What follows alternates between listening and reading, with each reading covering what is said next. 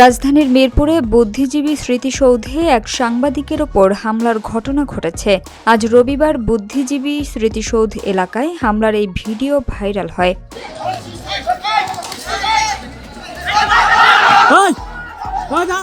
ভিডিওতে দেখা যায় একজন যুবক দৌড়ে এসে এক সাংবাদিকের হাত ধরে ঘুরিয়ে ফেলে দেন। পরে ওই যুবক দৌড়ে পালানোর সময় পুলিশ তাকে আটক করে। পরে উত্তেজিত জনতা তাকে মারধরের চেষ্টা করলে পুলিশ তাতে বাধা দিয়ে পরিস্থিতি নিয়ন্ত্রণে আনে।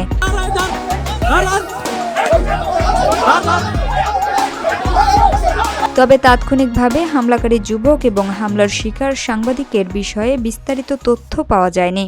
এর আগে রাষ্ট্রপতি মোহাম্মদ শাহাবুদ্দিন ও অন্তর্বর্তী সরকারের প্রধান উপদেষ্টা ডক্টর মোহাম্মদ ইউনূস শহীদ বুদ্ধিজীবীদের প্রতি শ্রদ্ধা নিবেদন করেন। সকাল ৭টায় রাষ্ট্রপতি মিরপুর বুদ্ধিজীবী স্মৃতিসৌধে পুষ্পস্তবক অর্পণ করেন।